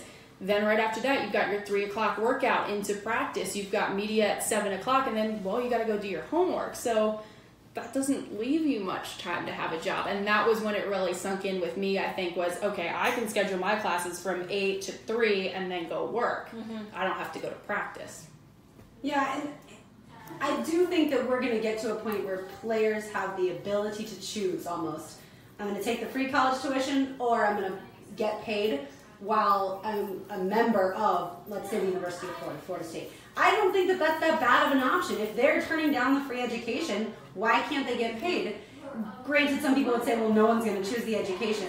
I disagree with that. A lot of them understand that they're not going to go play in the NFL. They do need to have a certain set of background as far as education goes so that they can get a job when football's over. Yeah, but you can easily pay off your student loans if you're going to the NFL, if you're one of those. So I would say the majority that believe, or an agent tells them that they will be able to go in the NFL, they'll be like, yeah, just pay me to be here. Even if you So make I'll a just practice pay that off. squad, you can pay off your Absolutely. The practice squad salary is about $105,000. Not bad. The minimum salary, if you are on an active roster, is $410,000. If you can make it through 2 weeks of training camp, you might can't be leave okay. 1% of college athletes make it to the pros, even to a practice squad. What I want to know about that set is what's the percentage of Power 5, D1, so obviously D1, basketball and football players? How many of them make it to the next professional level? Because when we say college athletes, we are talking about a whole lot of volleyball, women's basketball, track, cross country, where there's not necessarily the next level readily available. I mean, if you take that route, there's going to be a lot of sports that are going to be left out of it because they don't produce the revenue, and you have to be able to support. It's a business, and if NCAA is going to treat it as a business, then they have to allocate those funds towards the sports that bring in the most revenue, and that's football and basketball. Sure. I think I saw that Ohio State's athletic department is worth $2.5 billion. So when we talk about paying players, you would think there's enough money to at least give them enough. And the funny thing is, like, going back to what I was saying about, being in college, when I was talking to some of those players, they're not asking for much. This was several years ago now, but they're like, I just want like $100 a month. Something to like take my girlfriend out on a date. They're not asking for thousands of dollars. And even that UCF kicker who was making money through his YouTube channel, the NCAA says YouTube or the team. And they end up kicking him off the team, and that was his dice to roll, but the NCAA kicked him off the team. I thought that was such a ridiculous story. Unreal to me. Yeah. You'd think, though, that the NFL players and what they have does infiltrate into the college athletes' minds, and they say, well, I'm going to be there someday, even if they're not. I need to have that stuff now. And that's the problem, is that they start with, I just need $100 a month. And then they look at the Range Rover and they say, well, actually, I need $60,000 a year in order to get everything that I want. If you're a 5-star recruit, you probably should get it. We will get it to our football picks, a little Aaron Hernandez CTE discussion, and a whole lot more. We are live from the Lexington Park model of the Dreamfinders homes here on the north side. You still have a chance to come hang out with us. We are here for another 45 minutes. You're listening to Helmets and Heels, built by Dreamfinders Homes on 1010XL. We are live tonight from the Dreamfinders Homes model in Lexington Park, where they are selling new homes for their beautiful North Hammock community, and they start in the low 200s. Prices are sure to rise soon with the opening of the model right around the corner, so now is the time to get in. These homes are move-in ready and available now. North Hammock is located adjacent to William F. Sheffield Regional Park and New Berlin Elementary, and these homes are ready and easy access to 295 and 95, so call Maggie or Ken at 900-1387. What happened? You put way too much information in these. Fumbled on that one. That's what I said. I was like, when I went to the bathroom, I was like, it looks like you're wearing a lot of blush. It's really just a natural warmth. The one interesting question I think you run into with paying players is, all right, so you're going to pay players. Well, does the quarterback get the same amount of money as the left tackle or the defensive end? Yeah. If you're a starter, you get the same amount. Yeah. Well, but then I think athletes across the board. Yeah, I think it's across the board. Give them $100 each. If you're on scholarship on the football team, you now get this. And then they should crack down way harder at are on to schools that break those rules. Oh yeah, absolutely.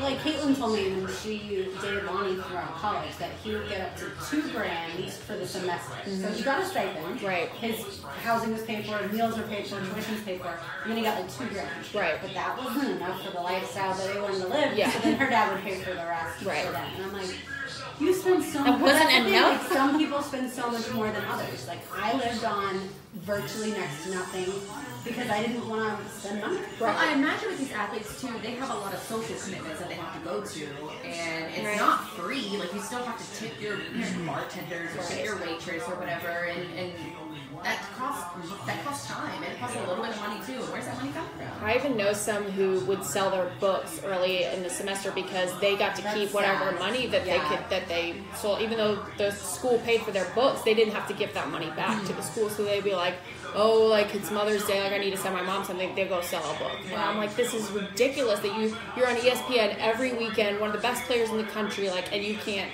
afford to give your mother a Mother's Day. Yeah, because my initial reaction to that story was, you got single moms out there that are working 3 jobs. So a football player can sure as hell find time to do that. But with the schedule, sometimes they gotta sleep. Right. So I get it.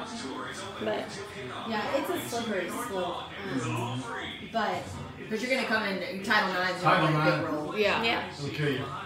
That's why I'm like, I bet you look at how much money the schools bring in, and it's like, even if you took 10% of every jersey that someone bought of the number 4 and then gave it to whoever the player that wears number, like, you can use that. You know, why can't use their likeness at all? I mean, EA Sports or NCAA, EA Sports. They had the NCAA football game for years, and players started suing because you were making a video game with their likeness, and they chose to just stop making the game instead of making and coming up with a way to pay these players. Yeah, I do think there's a way for Title IX to be defeated in that regard.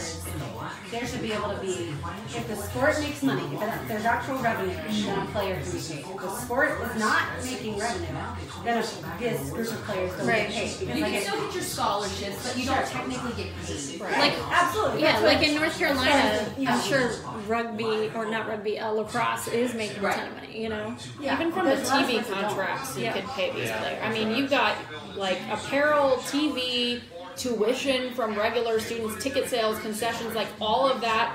It's got to be no problem to pay each athlete at your school a specific amount. Even if it's a female swimmer, gymnastics, whatever it is. Like, I mean, you're going to make it back. There are universities that make $1 million on concessions. I mean, just probably nearly that amount a year right there for your players. And a lot of these programs don't need to have all of these sports. And if you're not producing revenue at a smaller college, then you don't. Well, it's not just a smaller college. Most sports at colleges don't produce revenue. It's usually only football and some basketball. In bowl games, they lose money usually because they can't sell their not tickets. North, they make money with hockey. Yeah, it depends on where you are. Yeah. But yeah, absolutely. Like, swimming is never going to bring in revenue. Right. That's why I didn't want to do college athletics for Yeah. It was such a everybody was stressed. Did you work in college athletics? What did you do? I worked at UNF as the director of marketing for like a year and 3 months. And everyone was stressed, you said, or all the time. really? I loved everyone I worked with. Yeah. It was an environment where I was charged with 2 full-time jobs. Right. One was sales and marketing, and the other was actually running the events too. Which sounds like fun, but like when it's multiple events, multiple nights a week, at some point you're like, I need a break because I've been here now. Yeah. It's not like I'm only doing the events. I could see that for sure. It was, I'd be terrified just like watching an athlete, like someone hand them a cheeseburger. Thank you. Hey Tyler, later when you do the peanut chocolate heel giveaway, do you have a song? Jamal Adams doing a commercial for Gatorade in his uniform. Okay, awesome. Jamal Adams doing a commercial for Gatorade in his uniform. I freaking love listening to Jimbo Fisher, so thank you. Jamal Adams said he'd die on the football field, right? Oh, do you want to skip then and talk about that? Oh, Tyler, actually, we'll do that in the very last segment. Okay, good. Sorry, I'm distracted. It's okay. Helmets and heels, built by Dreamfinders Homes. Presented by Underwood Jewelers and American Window Products. On 1010 XL, 92.5 FM. They pitch a point. Still playing, man. We got to get that cleaned up. We have a chance to have a nice football game. We've done around here before this is going to start. And tell Lions to go play. Don't make it ready to go work. Ready to go play Wake Forest. Play a game on the road. Let's play a really good team. Lions win next week. So I said after the game, looking at the film, it really had nothing to do with Blythe doing anything wrong. All right, and yet we were kind of in a stall mode there after half. We went through a couple possessions and we didn't get anything out of it. Kind of jump starting, kick starting, however you look at it. Those were the comments of head coach Jimbo Fisher for Florida State and head coach Jim McElwain of Florida. Jimbo thinks that they're going to go beat John Wolford in the undefeated Wake Forest Demon Deacons. He is wrong. You are so wrong, baby. That's right. Florida State just lost to NC State. They had a veteran quarterback in Ryan Finley. Now Florida State's going to face John Wolford and the Demon Deacons, and he's a veteran quarterback out of Bishop Kenny. Donna got to cover Bishop Kenny when John Wolford was there. I feel like a proud little parent. I watched him I was there all 4 years of him, and it's just, I'm so happy he finally has an offensive line. Absolutely. The whole 3 years that he started, he had no offensive line, and now he does. We're going to talk some college football. We will get to our picks in this segment. Let's kick things off with the best sentence I'm going to say tonight. The Noles are winless! How many games will they lose this season, y'all? That was a scary question. They're going to lose this Saturday. All right, Don's got them going down to Wake Forest. I was going to say Jimbo sounded like Steve Spurrier to me, like, all right, well, we got to get them ready, go line up and go win a game. All right, Jimbo. I don't know, they looked bad against NC State. Bad. They looked lifeless almost. Now, I think the new quarterback, James Blackman, did a pretty good job, but I think Jimbo Fisher had a really bad game plan. And I was watching it with my cousin who attended Florida State, and she's a football fanatic, and she was not very happy. She's been to Florida State games. She was actually at the game when Florida State lost to NC State 17-16 there in Raleigh, and she was screaming bad things about Jimbo Fisher and his wife, Candy at the time, his wife at the time. Candy was right in front of her. What did she do? What'd you say? She was saying bad things about Jimbo's wife? No, she was saying bad things about Jimbo Fisher. And it so happened that his wife at the time, they're not divorced, Candy Fisher was in front of her. So watching games with her, needless to say, was quite scintillating. But she was screaming about how Jimbo Fisher didn't play enough Cam Akers. I couldn't agree more. I said, look, I can't calm you down at this point, but Florida State needs to run the ball because that's their best weapon is Cam Akers. And they're going against a pretty good D-line in NC State. Florida State, just because they lost DeAndre Francois does not mean that their defense shouldn't be really good, and they fell really flat against NC State. And they've got guys like Derwin James, and Derwin was so ready to go out against Alabama. I honestly think that 2 weeks off that FSU had played a big part, because you talk about, well, they have time off before the bowl, but it's not the same. They weren't practicing. They were, wherever they were, sheltering from Hurricane Irma.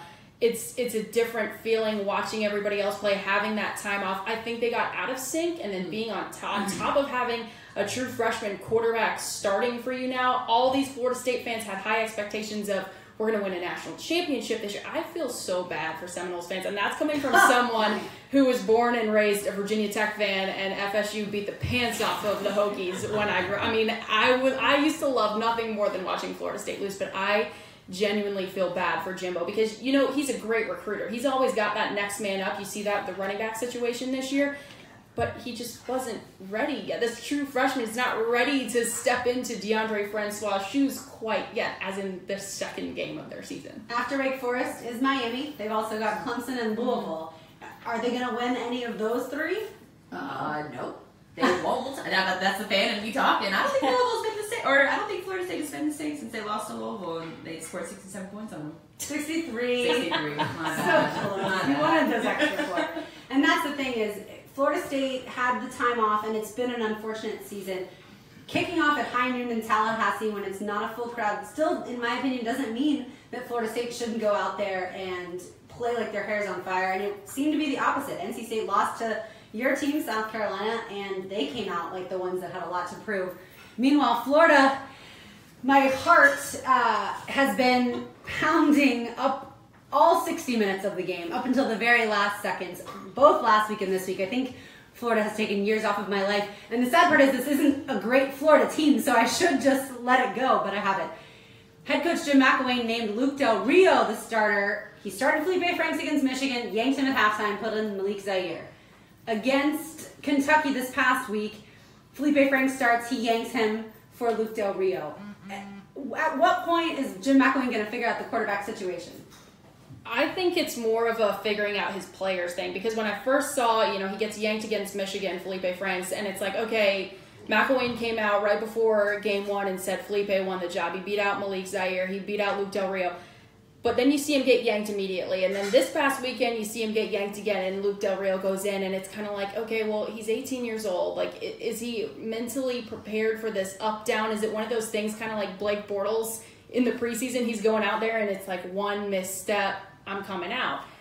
I'm kind of the opinion that McElwain needs to pick one and stick with it. But at the same time, if Felipe's one of those guys that does better sitting on the sidelines and watching somebody else and then can come in and do his job, then I'm fine with it. I don't know Felipe Franks personally. I don't know his learning style, but McElwain, I would hope, does. I'm hoping that that's how it's going to be, and that he's hoping that Felipe can kind of learn from Del Rio's mistakes and maybe get better. But I just hope it's not a continuous carousel, because the last 2 games, like you said, for Florida have been gut-wrenching. Stressful. Isn't McElwain supposed to be an offensive-minded coach? He is, and he's supposed to do really well with quarterbacks. And so that's why I think a lot of people are so disappointed at this point, because it's been a quarterback carousel.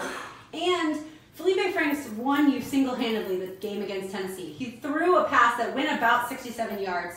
It's called a completion for 63. No other quarterback on their roster, most likely not many quarterbacks on any roster, can throw a pass like that. So everyone's disappointed that he hasn't been able to take Felipe Franks and turn him into the next great quarterback at Florida, and it's been a long time since there was one. Dawn, did you see that pass that Franks threw that he completed to Tyree Cleveland against Tennessee 2 weeks ago? I did, because I was down at my parents'. We watched the last few minutes, but look, I was on the sidelines for Bishop Kenny for a few years, so I remember being on the sidelines while they played against Del Rio at Episcopal. So that's all I have in my mind, this young high school kid, and I'm like, oh, sorry, but he's never going to make it anywhere. So when I see him starting for the Florida Gators, I'm still like, that is not a good decision. So I don't know. Maybe he's grown up. Maybe it'll turn out okay. But he seems more of a smart. He can read the defenses, so maybe he needs to stay on the sidelines and put a headset on. That's more what I see. But I also heard that Tennessee was criticized heavily because of their defensive formation on that play. So maybe it's a sense that Felipe Franks just got lucky. Well, had the ball been any closer, Tennessee would have likely been in more of a prevent defense.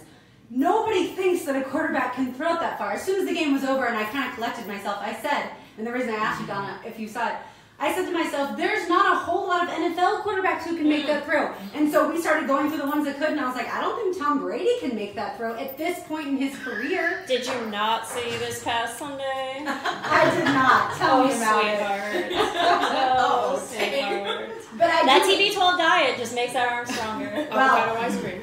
At this point, after again the picks of last week, I'm looking forward to it. Speaking of our picks, Donna, take us through what we got this week. No, all right. So I didn't do so well as the Browns. The Browns came up short. I thought they were going to pull out that win, come from behind. You Brownies stink, man. So last week I only had 1 win, while Lauren came away with 2 wins. Blythe had 2 wins. Yes, Blythe had 2 wins, and Tyler had the just 1 win. Yes, that's all Tyler had.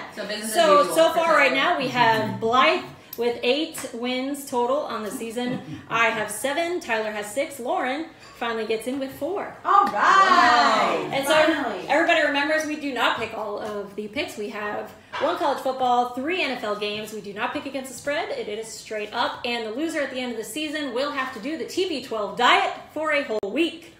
No caffeine, no sugar, no dairy. No anything. Glad I don't have to be part of that. But Alyssa, you will join us for our picks. Yes, today. absolutely. Okay, so first up for college football, we are going to go with South Carolina at Texas A&M.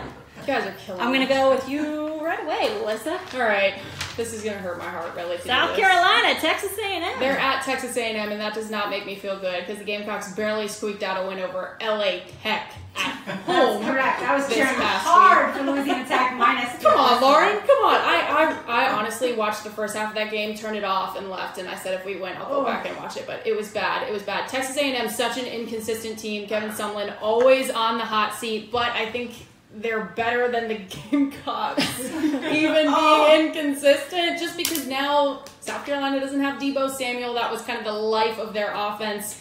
The offense is everything for South Carolina this year. Defense, okay. I'm picking Texas A&M. Wow, Blythe. I don't have as good of a breakdown as that, but I'm just picking the Aggies. That's what the point spread tells me to do. Lauren.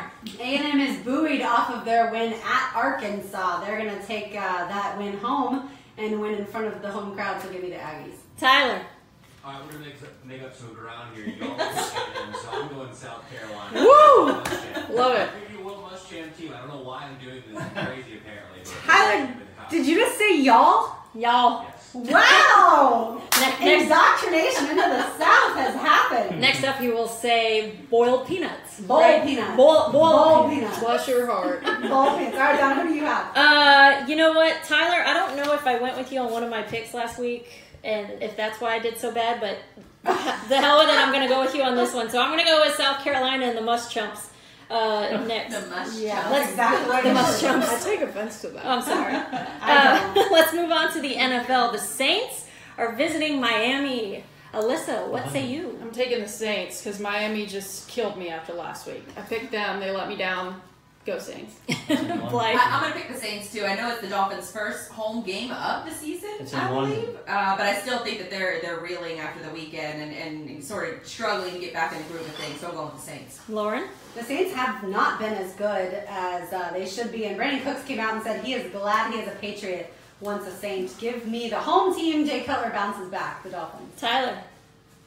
Oh, man, I don't want to pick a team that just lost to the New York Jets. I'm going to do it. Give me Jay Cutler and the Miami Dolphins. Man, Tyler, I'm with you on the first two picks. I am going to pick Miami. The Saints are not playing in a dome, so let's see what happens when you're not inside. Welcome to the Heat. Well, yeah. We just got corrected because this game is actually in Wembley, so it's in London. Oh, So they're not the Saints technically got a real travel. home team.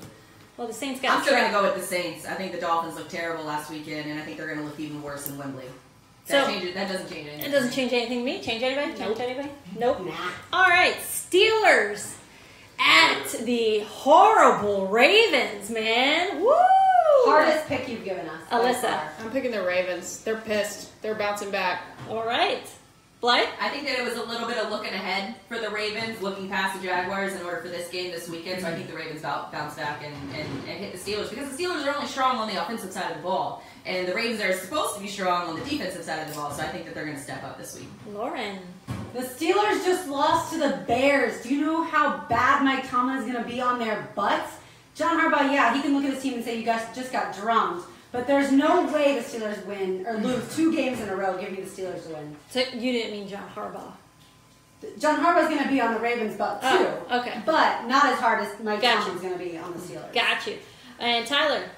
The most shocking result, like Lauren just said, was the Steelers losing to the Browns, so they're going to be pissed Bears. off. I think the Ravens will also be pissed off, but I think the Ravens are also not very good at football. So I'm going to give you the Steelers. They might win this game by 20. Yeah, we saw a lot of injuries to the Ravens last week too. They were falling like flies. Will we see...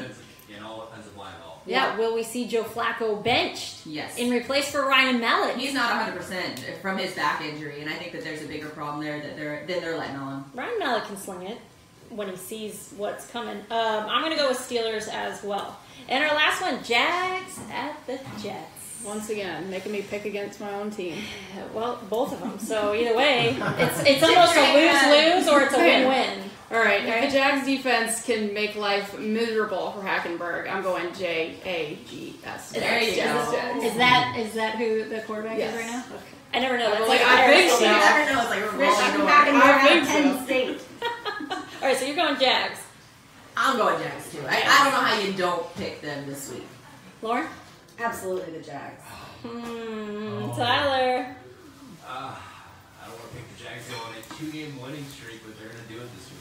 Oh, think it's the first time Tyler's picked the Jaguars in a long time. I don't know how I feel about this. Now I want the Jags to win, and so I want the Jags to win. I'm going to pick the Jets because I pick against them, just like we all do. We always pick against them and they win. So screw it. I'm picking the Jets. Sounds like a true Oh Patriots God! fan. I almost threw up in my mouth with that one. There's just no way that the Jaguars, with the swagger after last week, I agree, can lose. It's an East Coast game. It's not like they have to travel the West Coast. I do worry though that they're looking ahead to the Steelers game. Potentially. I hope not. But if I'm Doug Marrone, you don't let their eyes come off the prize. This is the first time you've been 2-1 in 10 years. Get to 3-1. Do it for your city. Doug Marrone or Tom Coughlin? Both. Both want it badly as we do. All right, we've got a whole lot more coming up, including we're going to give away the Peterbrook Chocolate Heel and get into the Aaron Hernandez CTE. That is all next. It is almost time to go. We've had such a blast here at the Dreamfinders Homes model at Lexington Park. Stay tuned to Helmets and Heels, built by Dreamfinders Homes on 1010XL. Sergio Dick. Yes, good call. Nothing. And here he is. Huh? Oh, there we go. That was just there. And here he Poor is. Dick. What a guy. Alright, so I gotta keep these. I think if he was able to say, and here he is having the time of his life, nothing ever gets made. Right. Because his speech was so stunted, it was, and he is having the time of his life. Like it's like the Spanish version of I watched the Spanish broadcast of Monday Night Football last night. No, it was an experience. Did you hear the Spanish call of the Dirty game? Eagles' Dirty game. 61-yard? I bet it was like, Incredible. that's great. The only thing that was English was the player's name. Yeah, it's so funny. 61-yarder for the on Spanish for the Eagles. That's what we should have done. I love watching soccer Spanish broadcasts. It's one of my favorite things to do. Yeah. I wonder, did you guys hear anything about the Hulu broadcast over in London? Jody was talking about this, that apparently there's a little bit of a confusion as far as the game is concerned, and they want to make it easier. So what they had one broadcast, which was the regular broadcast, and they had another one, which was breaking down what just happened. So they're explaining almost the rules. That's interesting. I would love to see that. We'll have plenty of time in this segment, even though we went long. Hey, if you wanna cut it out, you are not gonna ruin my family. Yeah. Oh, is it? Or save it for Eagles kick in Spanish. Or try to get a player on or something. I know Oh my God, I can already tell it's gonna be great. The hockey team. Oh yeah, we'll save. Yeah, we can save that. It's not Good though, you serious? I wanna bring JT to that. That's one of the sports he says he wants to play. Jake, oh, yeah. Like, hockey? I will put you in some hockey if I can find Pee Wee hockey around here. There's been Huh? That's awesome. Sí, señor. Just yelling it. There's been one That's hockey player amazing. from Jacksonville that's He's like 22 years old. Yeah, it's young. Did you see the video of his parents in the stands when he Oh, made it? yeah. His dad was like breaking down. Yeah. I was like, what a cool moment for them. The top 10. There was Really? 3 or 4 That's awesome. Yeah. That is The great. first overall pick was taken from Arizona. See, there's hope. By the way, the house that is right now is Si, senor. Yeah. Did you hear that? That's the Eagles win the 61-yard game winner. This is the Spanish call. It's But he doesn't go si, senor. So it got low. We need to incorporate that into like a Jag. Yeah, that is sweet. I've had so many eyes. Si, senor. Whenever I Si, know senor. somebody else, I'm like, are you okay? Oh, man. Oh, that's when it happened? It wasn't today? Oh my god. Spanish call of anything is just the best. I know, right? Yeah, Mostly because we have no clue what they're saying. They're just yelling. They also, just say such enthusiasm. Yeah, exactly. Something exciting happened. Can't help but be excited. I gotcha. Hot shot, big arm. Sucks, but at least it's like up here. It's not that. When does the Iceman season start? October 14th. Nice. Tickets are cheap. Yeah. I thought about getting season tickets, but I figured. Well, and you know what, Brent? Talk to Brent because I think that's his client. Brent, Their team owner is so nice too. Arablo. Arablo. That's who I interviewed for. Yeah, for Void's story. he is so nice. They're so excited. They're so excited. They set it up the right way. The not Coming pure from like Arablo, is that what you're talking Yeah. Arablo. Bye, Stan. It was so nice to see you. How far do you live? Like they made sure they had the cash before they About as far as And I think they have plenty of it. Like, they're not holding back. I was gonna say, and you need a lot of it. I'm voting for not to see next week or next month. I think the stadium home is That's what they said. Your little battery. Yeah, that's right. Like your phone is low battery. Peyton Manning could be a Senate candidate. What? You know, it's always something. Can we go a week with not hearing about Peyton Manning? Can we just go a week with it? Oh, I finally got to see Tony Romo. Like Travis is gonna run for Senate if Peyton Manning doesn't. And? Really? Clay could probably win his The state. only I have is that he is. What did you think about him going on CNN and saying that? That's not really a criticism because I'm not saying it's For really. people He's that kind of don't know, fast-paced. He's very fast-paced and sometimes he steps on Jim Nantz' toes. for like But I anybody was that okay. I didn't that hate. knows I him was knows that's who he is. He always says I was So if viewer just emailed and said the Jaguars offered them a refund on their season ticket. It seems like he like offered them a refund on their season ticket. Right. Some viewer emailed this long email, or I guess this is what the Jags Jags offered him back. and the Jags. I don't know if that's legit, but that's what they told Apparently, like us. DirecTV That's is very interesting. letting people get refunds on season tickets. Really? Let's do it right at the beginning. So I cannot forget it. If that bothers you that much, It's crazy. Right. I'm like, turn it off. It's like that South Park episode where they think that people are tuning in just to see if somebody stands or Exactly. That's not the way it Right.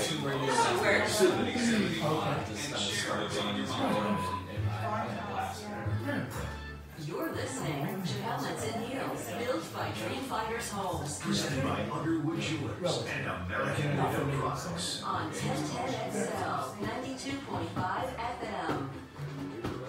We are live from Lexington Park.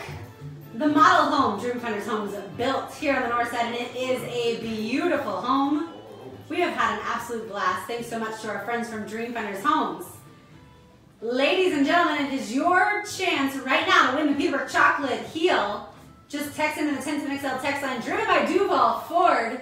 If you know the name of the artist or the name of the song, you win the Peterbrook Chocolate Heel. Text it in to Tyler, and he will pick you as the winner. The first person to get it right wins the Peterbrook Chocolate Heel.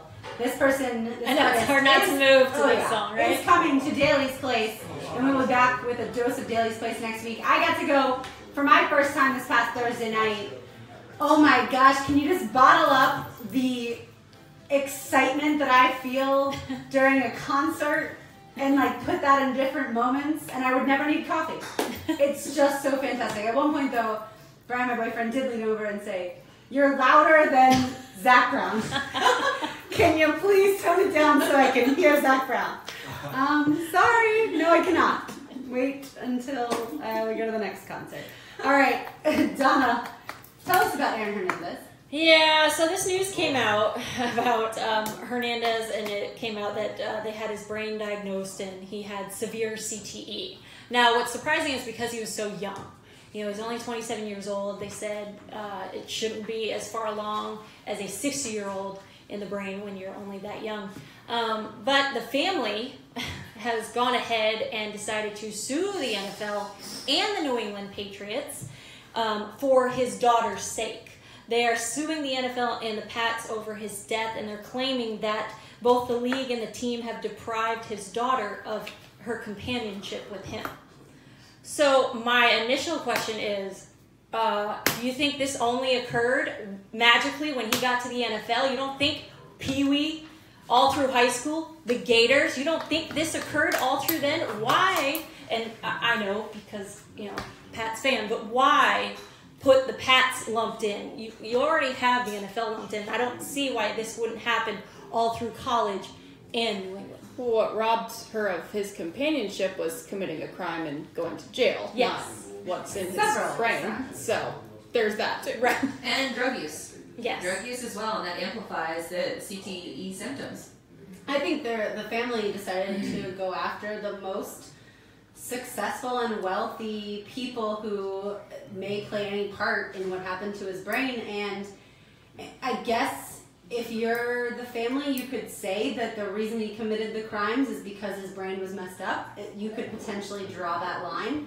But if that was the case, then wouldn't a lot more NFL players or college football players, regardless of where it starts, be psychotic killers? Be also committing those types of crimes? And didn't he commit crimes before he was in the NFL as well? Did. So the one good news I will say about the CTE today is that Boston University came out and said that they think they may have discovered a way to diagnose and detect CTE in living brains, which up to this point it's only been once someone passes away that they're able to diagnose and do the autopsy and address it. That would be a phenomenal thing, because then you're able to take a 15-year-old, a 20-year-old, a 25-year-old and say, okay, you're at stage 2, you can't go any further without either signing a waiver, consulting with a doctor, because you don't want to end up, someone who's not the same person as you are today. I mean, I would be all for that. I didn't play any contact sport, but dance, but I have seizures, so I would say happily, go ahead, look, check it out. Can you find anything, The brain is ridiculous. Having seizures since I was 7, they still don't know why. There's no explanation of where they come from, what happens.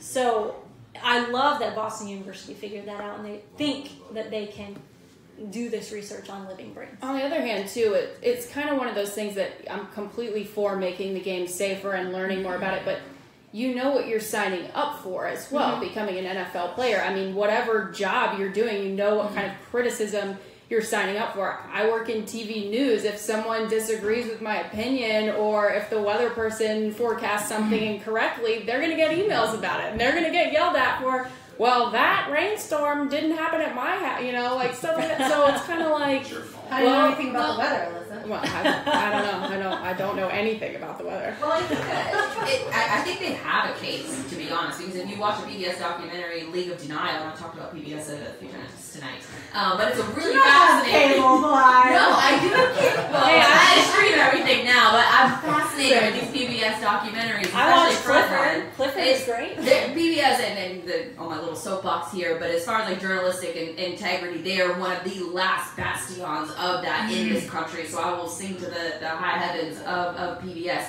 But the NFL has denied the causes of CTE, the existence of it for years and years, and I think that's why, and I think that's how the Hernandez family, they're gonna get a check. I don't see how the Patriots are at fault. This happened. They're going after money. I know. That's what I'm saying. Why not lump in the college? Then you should also say the University of Florida is also at fault. And every fight you ever got into that turned physical. Yeah, right. But I mean, that's, to me, he spent the last couple of years of his life with New England. You're telling me that within those 2 years, his brain was rattled more than the 3 years he spent with the Gators? No, it was probably all throughout his life, because there's some players that are prone to CTE, and then there's some players that aren't. It's just it's almost like players that are prone to a hamstring injury than guys that aren't. I think that it's going to.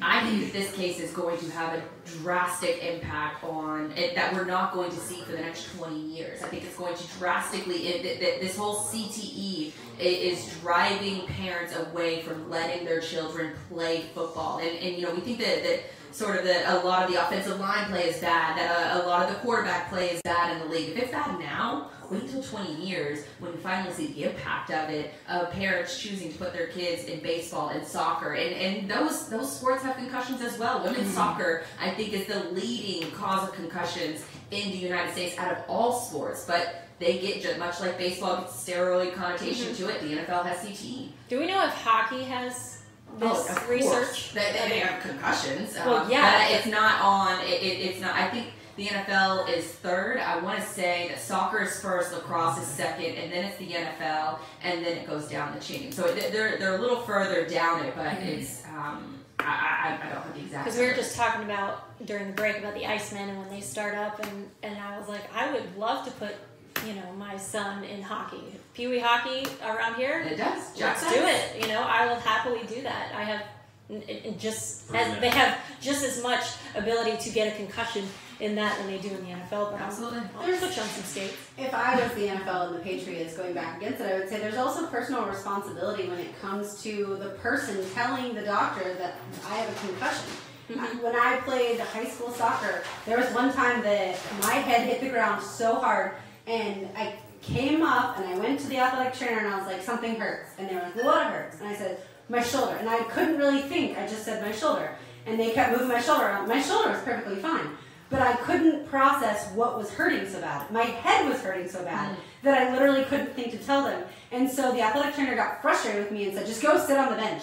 And later, driving home, I was going 75 and a 45, and I got pulled over by a police officer. And the police officer, as soon as he got me out of the car, well, I actually got out of the car, which you're not supposed to do. No. And I was just sobbing on the side of my car, and he's like, oh my gosh, what is wrong with this girl?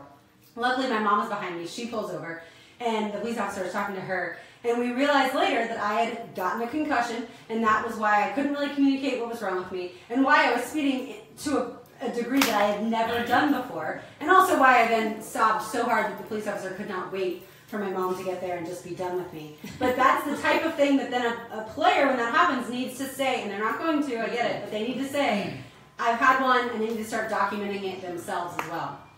Ladies, that's a wrap. Can you believe it? We're done. 2 hours flew by. Thank you guys. Thanks to our listeners for coming and hanging out with us tonight. And certainly thanks to our friends at Dreamfinders Homes for having us here at Lexington Park. Coming up next week, we're going to get into local treasures, the best place to bring someone from out of town. I have a guest in town this weekend, so I can't wait to experience life of Jacksonville through her eyes, and then I'll give y'all some hints. Congratulations to our Peterbrook Chocolate Heel winner. Stay tuned for Hacker After Dark with Andrew Gibson, our engineer tonight. Thanks so much to Andrew and to Tyler. Everybody enjoy your evening. For Blythe, Brumleve, Alyssa Lang of First Coast News, Donna Murphy.